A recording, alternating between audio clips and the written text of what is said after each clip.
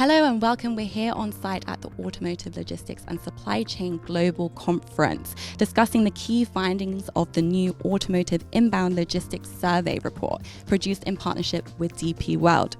I'm joined by David D'Annunzio, Global Vice President, Vertical Lead for Automotive at DP World, to talk about some of the key findings and challenges.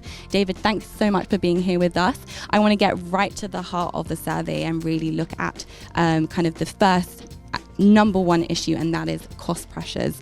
Kind of how is DP World seeing this play out in the industry, and how are you responding to help customers stay ahead of these cost pressures?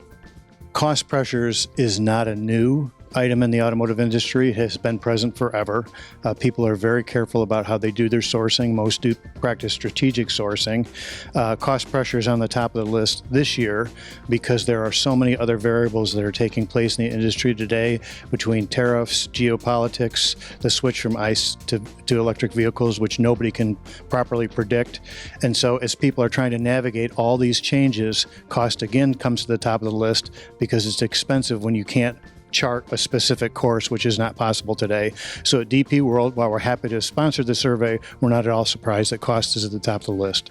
We're now speaking with Daniel Harrison, automotive analyst and author of the Inbound Logistics Survey, which we have done in partnership with DP World. Daniel, it's great to have our very own analyst on the sofa. So I want to kind of start off with kind of a very broad approach to how we kind of looked at the survey. And, you know, many companies are now kind of indicating that they are taking a wait and see stance on tariffs and trade disruption. Kind of in your view, what extent do you think this is a deliberate strategy of maintaining ongoing production, and how sustainable do you think this approach is going to be? Yeah, great question. I think primarily they're trying to wait and see in terms of what's going to happen next with tariffs. They don't know what's going to happen next, so they're taking quite temporary measures like implementing, diversifying sourcing, changing production levels in different plants. Relatively easy and quick solutions before they make those big investment decisions about reshoring production or even building new plants to nearshore production. So it's not really that sustainable. And amongst all of that kind of uncertainty when it comes to tariffs, taking a wait to see approach, as you say, how do you think they're going to maintain resilience in the face of all of this disruption? That's a really profound question. I think fundamentally they're going to have to invest in digitalization, invest in capacity, invest in partnerships, so that they have that flexibility, that ability to adapt to unknown unknowns and all of those kind of scenarios, because as the past 5 years have proven, uncertainty is king. So that's the only way they can really survive. Resilience planning has also come into sharp focus with this survey, especially with ongoing trade disruptions, the impact to short and long-term movements. The survey kind of flagged a resurgence of the supply chain disruption as a top 3 concern. How are you seeing automotive logistics teams approach resilience planning in response to some of these unpredictable events? Yes, so resilience planning is a little bit different than what's been done historically. In the automotive industry, there is a very sophisticated supply chain to bring parts from all over the world into an assembly plant that builds a vehicle every 60 seconds that, by the way, contains 20 to 25,000 parts in an internal combustion vehicle. That's a very complicated symphony, and typically that's been done to manage cost as low as you possibly can. However, with all the disruptions that I spoke of earlier, now you have to think a little bit differently. You cannot be 100% cost focused. You have to think about scenario planning and what am I going to do if this alternative takes place or that alternative takes place. So now you think about not just pure cost, but other things like supply chain resiliency come into effect. So even with resiliency comes, you know, the more importance to have collaboration, enhanced visibility, sharing and building data with your partners. So how far along do you think the automotive logistics sector is in terms of real collaboration and two-way data transparency between OEMs, tier suppliers, and of course LSPs? So the collaboration between suppliers and tier one suppliers, OEMs, and then of course third-party suppliers like DP World, that has been improving. It has improved for a couple of reasons. Number one, it's gotten a lot easier to share data as technology improves. And the second thing is, all of us have learned over time that if you want to improve anything, either professionally or personally, you should measure it. That's the best way to get improvement. So as we share more and more data back and forth, then we're able to better help each other. And that has been increasing over time.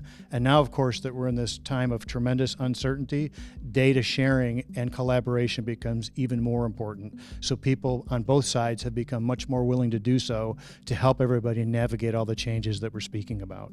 I mean, we had DP World also speaking at our event here at Automotive Logistics and Supply Chain Global. You've really shown, the company's really shown that it can really think creatively to keep supply chains moving, whether that's through your approaches to transport, smarter use assets, or data-driven solutions, as you kind of mentioned here. So what other innovations or new solutions are on the horizon for DP World's Automotive Logistics division? Yep. So we are investigating the same things that everybody else is trying to do. And I use the word investigate on purpose. So at the conference, we've heard AI, right? We've heard robotics. We've heard automation, because all of us are trying to figure that out, be the third-party logistics suppliers or the OEMs or the tier ones. And the technology changes rapidly. And if you're going to make that investment, you want to make sure that you're going to get proper payback from it. And you also want to make sure that I don't buy something today that's going to become outmoded tomorrow because of the amount of expenditure. And if you look at the automotive industry today, because of all the disruption, on the inbound survey, the number one strategy that's being employed is wait and see, because everybody's we have to make million or billion-dollar decisions here, and we're being very careful about making those because nobody really knows where tariffs are going to end up. It changes every day. Technology is changing very rapidly. So we're all sharing data back and forth and trying to figure out what to do here.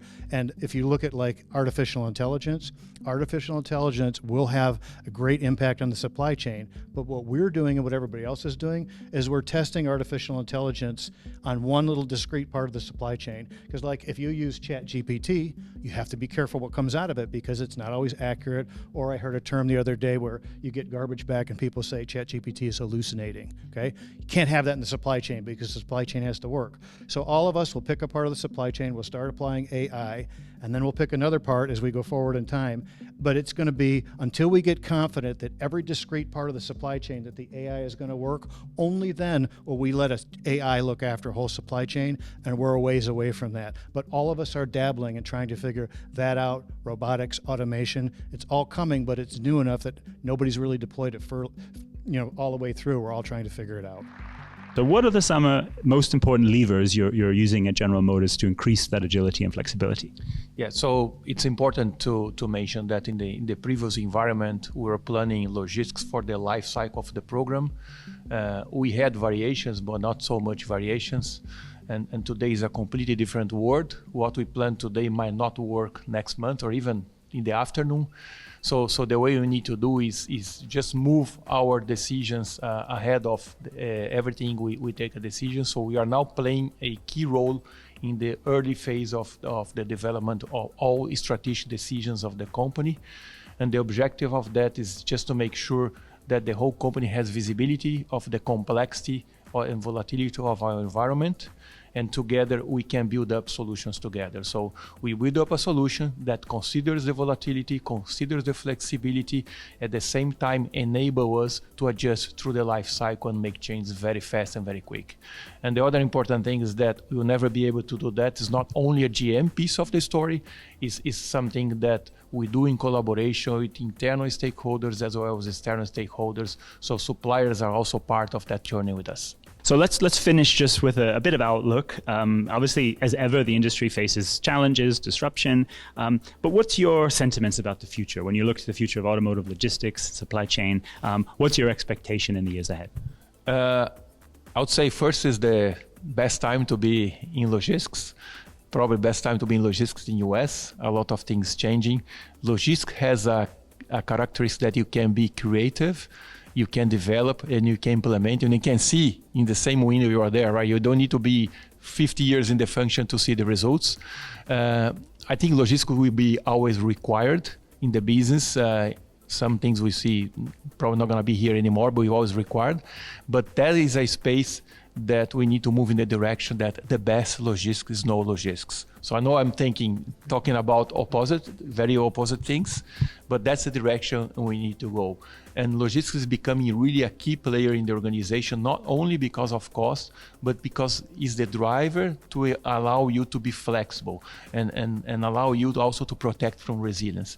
So I think the role of logistics is much more than just moving and just cost, is really enabling the business for the success. So I think we are in a completely different position. Where do you predict the inbound logistics industry to be in the next 5 to 10 years? Yeah, I mean, the survey kind of proved that despite the current pessimism, the longer term or medium to longer term outlook is really positive, because they do see growth in the industry in terms of volumes, growth in terms of investment, in terms of, you know, new capacity, new technologies, digitalization, all of that. So I think the overall message is positive, but we have to get through this tough period now. We are a very future-focused company, and our philosophy here, you hear many third-party logistics suppliers that are what we call asset light.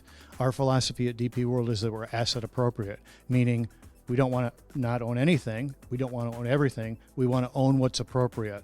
And so our philosophy here is we own assets where there are choke points. We're owning an asset as a distinct advantage. And then everywhere else where you can buy capacity or whatever other service you need, we will buy it because it's more effective. That allows us to be the most flexible and the best cost for our clients. And that's what we're trying to do here. And as we go forward in time, that's the way we look at things. And as we grow our logistics portfolio, we are making those appropriate investments, so you can always count on DP World no matter what takes place.